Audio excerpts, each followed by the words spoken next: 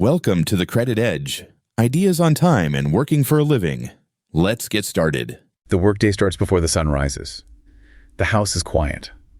The weight of the day is not. That opening, it sets such an immediate tone for this deep dive.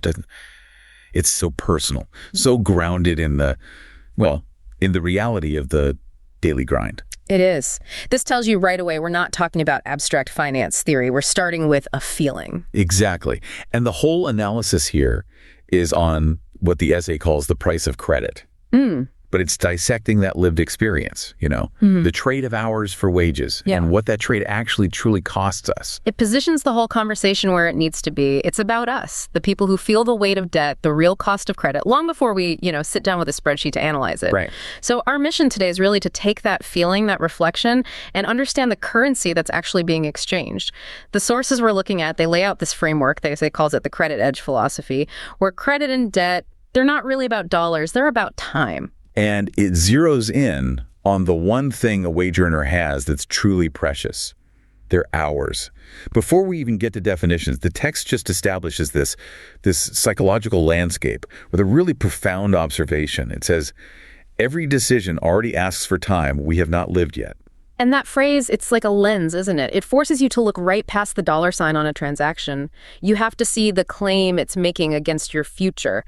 Your irreplaceable future. Yeah, whether it's something small like a subscription or a huge home loan. It doesn't matter. You're committing a piece of your unlived future to pay for a decision you're making right now. And that concept, that immediately forces us to recognize what the framework calls Principle 5. Awakening's a foundation. You just can't manage a cost you don't see. You can't. And that's the awakening. And that realization, it leads right to the core thesis statement. The foundation for this whole analysis. It redefines these terms we think we know so well. The essay puts it so plainly. Credit is promised time. Debt is borrowed time. That's the definitive inversion right there. We're taught to think of credit as, a good financial tool, and debt is the bad result, the liability. But here, they're just two sides of the same coin, a temporal coin. One is a promise you make. The other is the time you borrow to make good on it. And both have costs. That's the key. The essay is so clear about the difference in those costs. It says one is visible. One is hidden. So the visible cost is easy, right? The interest rate, the payment you make each month. But the hidden costs.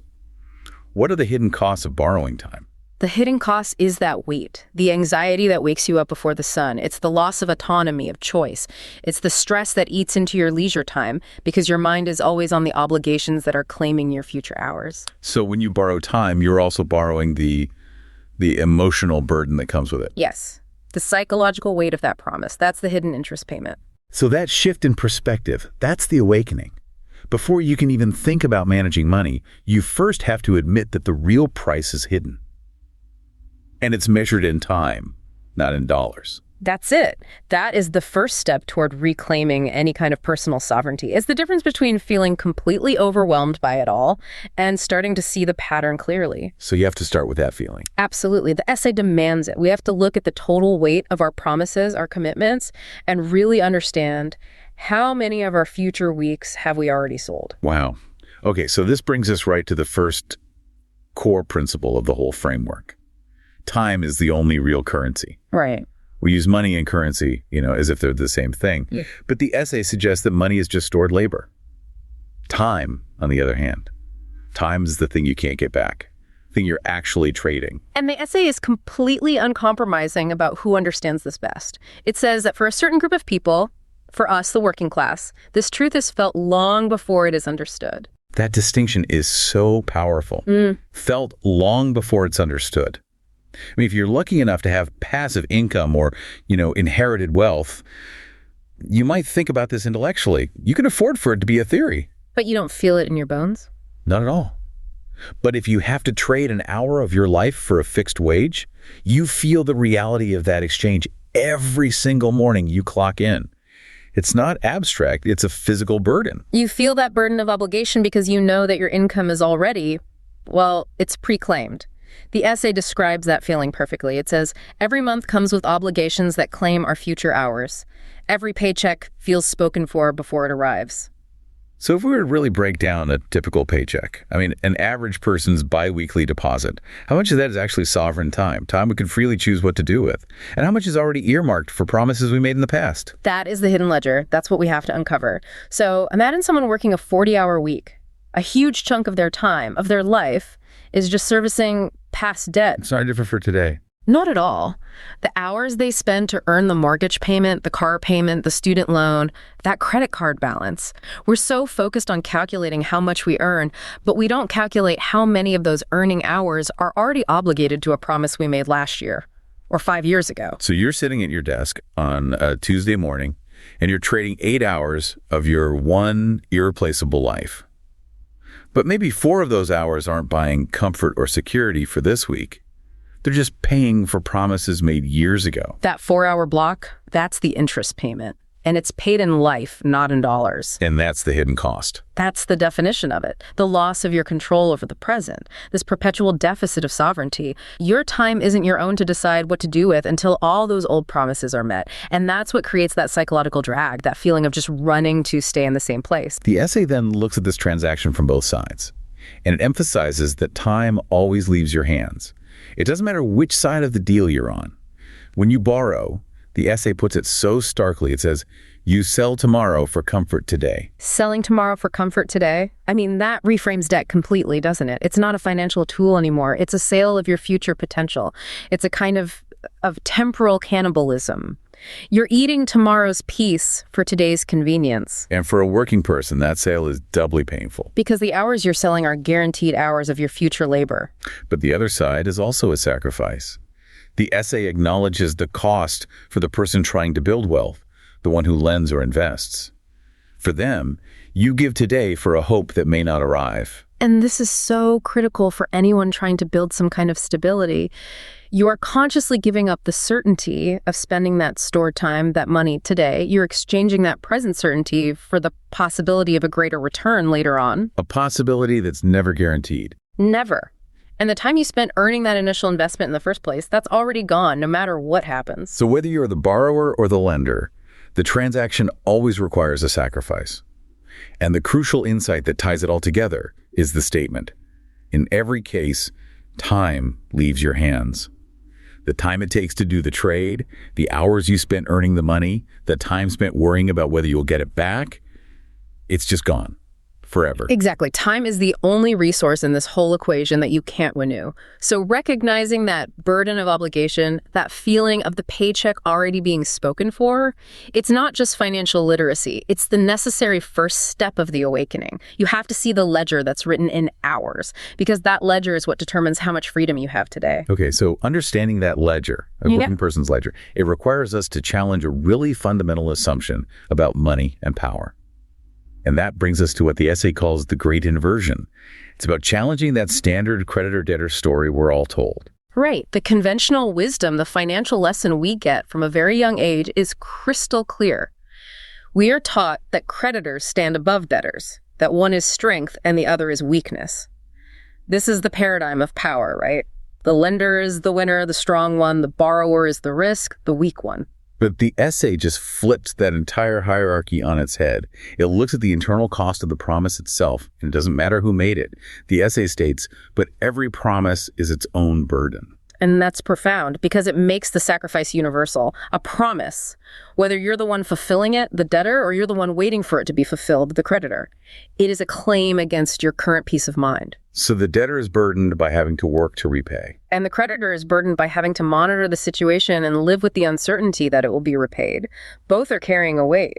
Let's really analyze the creditor's hidden price, because I think this is the most counterintuitive part of the essay. The creditor looks confident, right? They're earning interest.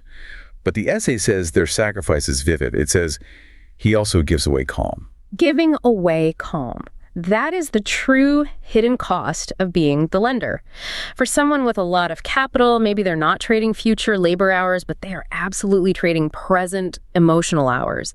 Their time is tied up in worry, in risk assessment, in monitoring, and all the vigilance required to make sure that debt actually gets repaid.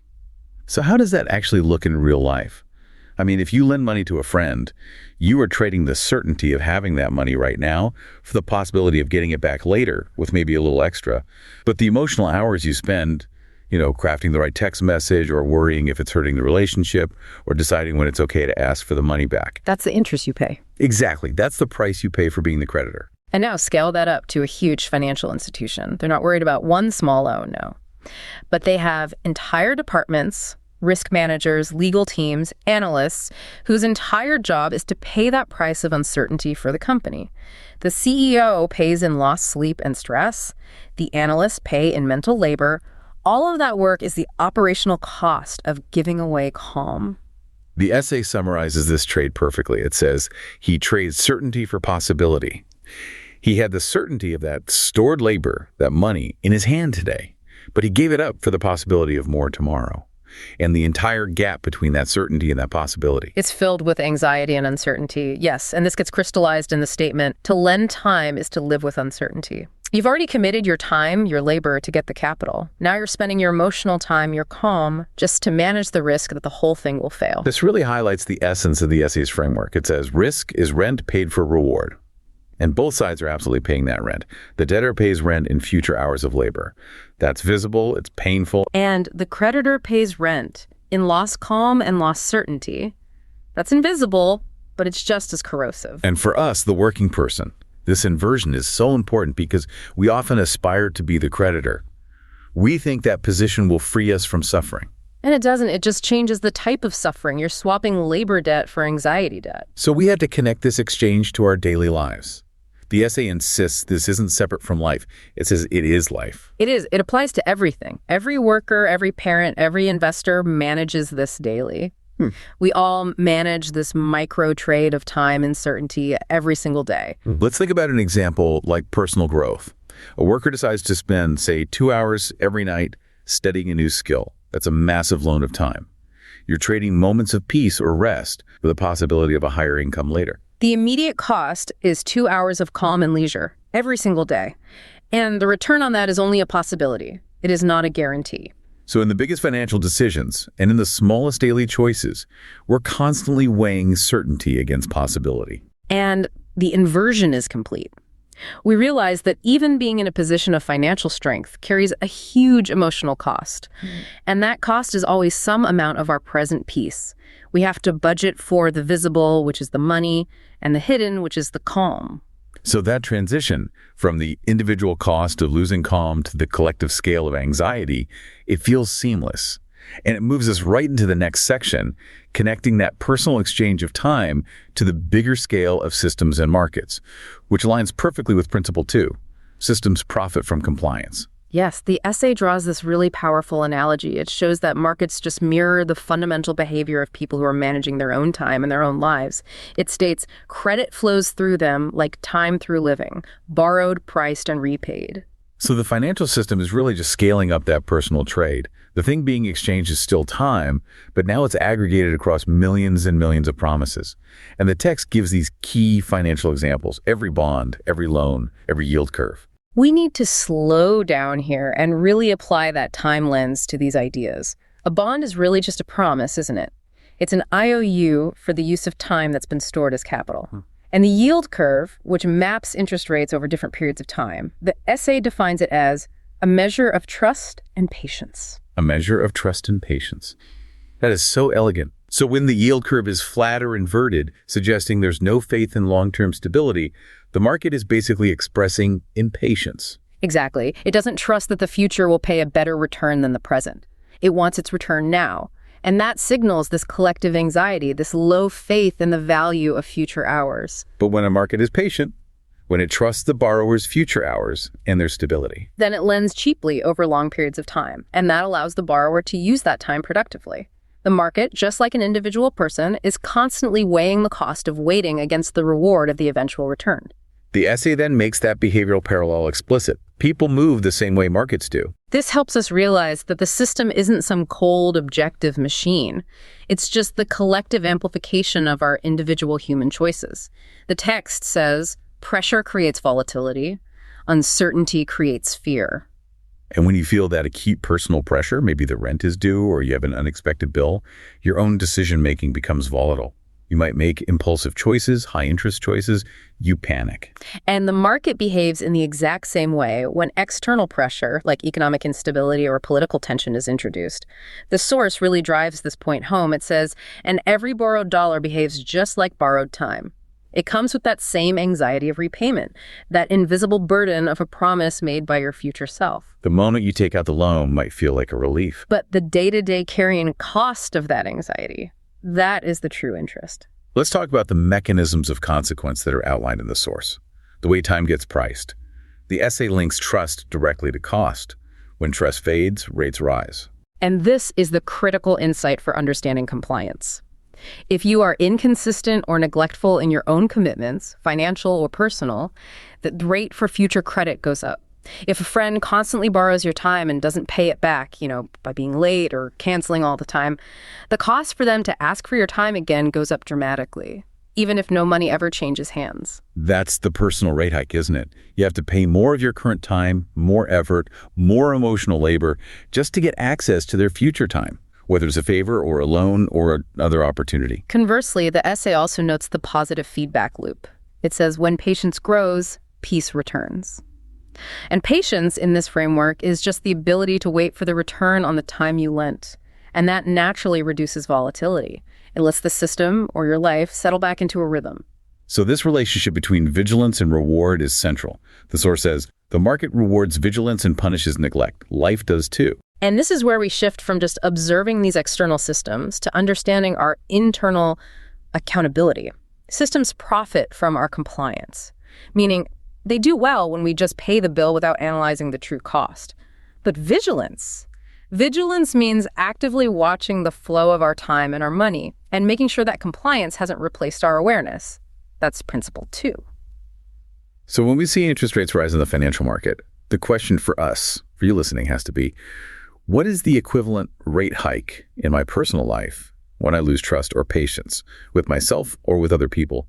What hours is that impatience costing me? It costs efficiency, sure, but more than that, it costs you your buffer. If you lose trust with yourself by constantly neglecting things or overspending, the time you spend worrying, the self-recrimination, that goes up dramatically. That is the interest rate hike on your personal time account. You have to spend future hours just correcting past errors, and that shrinks your sovereign time. It's just fascinating that the mechanics of Wall Street, which can seem so detached from our lives, really do mirror the mechanics of our own living room.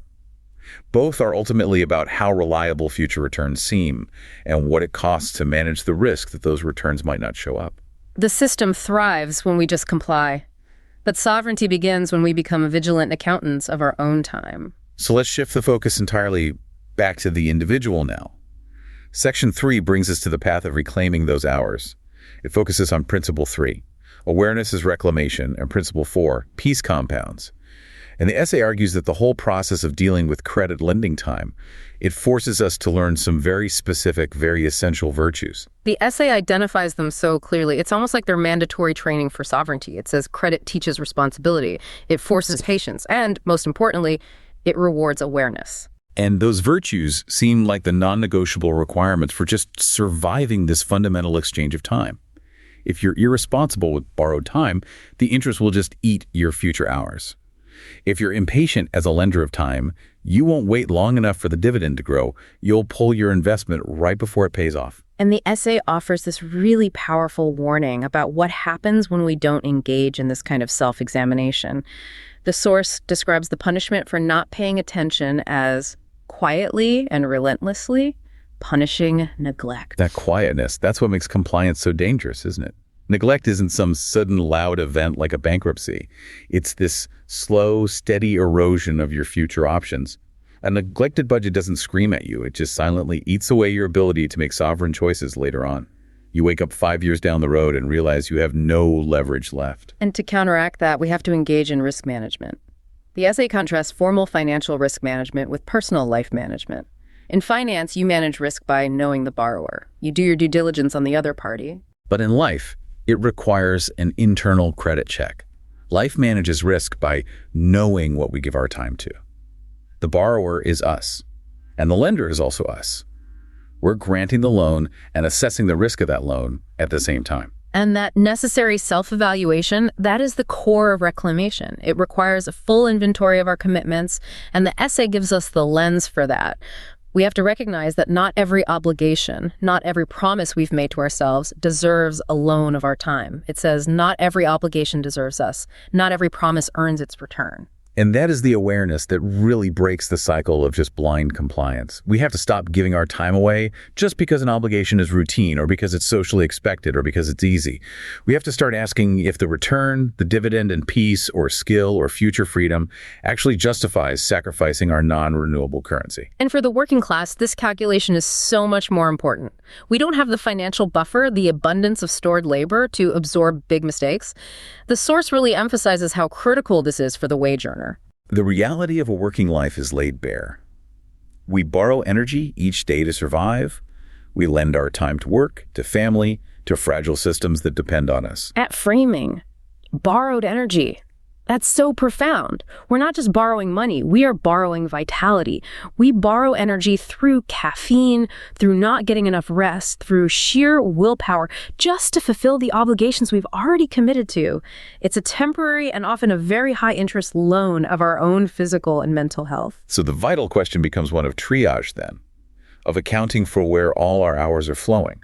We have to know, as the essay says, which hours return to us and which hours disappear forever. Let's dig into that distinction for a minute. The hours that return to us are the ones invested wisely. The hours spent learning a new skill that increases your future wages. The rest that restores your energy. The time with family that builds real emotional stability. These are compounding investments. And the hours that disappear forever. Those are the hours spent on obligations that don't serve our long-term peace or sovereignty. That could be hours spent doom scrolling, or in pointless meetings with no professional growth, or trying to maintain commitments that we secretly resent. Awareness is the only thing that can tell the difference between those two ways of spending time. So to achieve reclamation, principle 3, we have to actively cut the hours that disappear forever and aggressively increase the hours that return. That's the practical application of the whole philosophy, making daily choices based on your time ledger, not just your bank ledger. And this links directly to principle 4, peace compounds. When we start to reclaim those hours, we start to build this internal capacity. So how does peace actually compound? It compounds because sovereignty reduces the need to borrow emotional energy. When you're no longer burdened by that quiet, relentless punishment of neglect, the hours you have left are truly yours. An hour of true, sovereign rest is worth so much more than an hour of rest you take while you're worrying about an unpaid bill. It's the difference between relief and peace. Exactly. Relief is just the temporary end of pain. Peace is that internal rhythm you find in the everyday. It's the cumulative effect of all these small, disciplined choices that align your time with your values. And that compounding effect is exponential. It is. A single hour you reclaim today means you start tomorrow with a higher baseline of calm. And that improved baseline leads to better decisions, which means fewer errors, which means fewer future hours spent cleaning up past mistakes. It's a positive feedback loop. And that is how peace compounds itself into real freedom. This brings us to the final section, Section V, the great inversion and sovereignty. This is really where the whole credit edge philosophy culminates in this powerful redefinition of what success and freedom even are. It moves beyond just budgeting your time to actively shaping it. It starts with the essay's defining insight on awareness, and it challenges the binary way we usually see outcomes. We think of the world as either success or failure, profit or loss. But the text says loss and gain are not opposites, they are twins. Twins. So that implies they come from the same place, the same fundamental transaction of time. If they're not opposites, what's the one thing that separates them? The source gives a very powerful and very simple answer. The difference is awareness. It's knowing before you make the trade if the time you're giving away will ever come back to you. So if you invest time in something that pays off a new skill, a strong relationship, that's a gain. If you invest the exact same amount of time and effort in something that fails to return value, a dead-end job, a toxic commitment, it's a loss. The initial sacrifice of time was identical in both cases. The only thing that determines whether it becomes a loss or a gain is whether you are aware of the probability of return beforehand and whether you maintain vigilance during that whole investment period. This redefines the entire price structure of our lives then. The price of credit, the cost of borrowing or lending time, it's not interest. It's something far more valuable, far more demanding. It's vigilance. Vigilance is the active cost we have to pay to get our freedom. It requires, as the essay says, watching where your hours go, choosing which promises deserve them. It demands that we actively participate in the marketplace of our own life instead of just passively complying with all the external and internal pressures. So this vigilance is the price of admission to sovereignty. And if we pay that price, we get the ultimate reward, freedom. And the essay defines freedom in this context so beautifully. It says, freedom is achieved when your time begins to earn for you. You no longer owe your hours to the system. That is the moment of inversion. The system stops eating your future time. You're no longer perpetually trading today's hours to cover yesterday's promises. And your past time, which you stored wisely as capital or skill or discipline, starts generating a time dividend that belongs completely to you. And that's how you achieve that final status the essay describes. You become creditor of your own life. And this elevates the idea of credit beyond just money. It becomes the act of lending time, wisely, consciously, without forgetting yourself. That last part, without forgetting yourself, that feels like the critical anchor, doesn't it? Yeah. We lend time to our work, to our families, to our communities. But we have to consciously save the time we need for our own restoration and peace. Otherwise, we just deplete the very resource, our own vitality, that's supposed to be compounding. And to maintain that sovereignty, we have to understand the practical mechanism of how peace compounds, principle 4. It doesn't start with some huge, sudden shift. It begins 1 hour reclaimed at a time. It's a disciplined, cumulative process of collecting sovereign moments. And this disciplined, conscious accumulation, that's the beginning of what the essay calls working-class sovereignty. It's the realization that even if you always have to trade hours for wages, the percentage of those hours you consciously choose to trade versus the percentage that's just claimed by old, unexamined promises. That is the true measure of your freedom, your internal wealth. And that vigilance is the only thing that protects us from principle 2. Systems profit from compliance. When we are aware, the system can still work, but it can't silently profit from our neglect anymore because we've taken ownership of our own time ledger. So we've taken this deep dive into an essay that fundamentally redefines credit and debt as a transaction of our most precious, most finite resource, our time. We've dissected the hidden costs for both the borrower and the lender, and we've explored the path to reclaiming our hours through rigorous vigilance. The key takeaway really is that absolute shift from seeking financial compliance to demanding personal awareness. We're constantly trying to understand the hidden cost that's hiding underneath the visible one, realizing that the obligation of a debt is matched by the burden of a promise, even if that promise is just a small commitment of our future attention. It's about replacing the anxiety of being the debtor or the creditor with the grounded certainty of self-governance. We're trying to become the sovereign manager of our own time ledger, making sure that the time we lend to our work or to ourselves actually returns to us with value. And the final declarations from the source material, they just perfectly summarize the compounding nature of this awareness and the return on all that vigilance. Time is the dividend. Peace is the return. Choice is the yield. And if we really accept that premise, that credit is truly the act of lending time, it forces us to look at every single one of our commitments, big or small, as a formal loan agreement that we have to actively manage. That is the price of vigilance, and that is the path to peace. So as you reflect on this analysis, here's a final provocative thought based on the essay's call for vigilance. Think of one specific routine obligation you maintain right now. Maybe it's a non-essential weekly commute for a task you could automate, or a toxic commitment to some unnecessary volunteer role, or even just a nightly habit of scrolling through high-stress media. Don't calculate the dollar cost. Calculate instead how many hours of your future, including the mental energy and the lost calm, you have involuntarily sold to maintain it. And then ask yourself, does that promise truly deserve those hours? Thanks for listening to The Credit Edge. Remember, your time matters. See you next episode.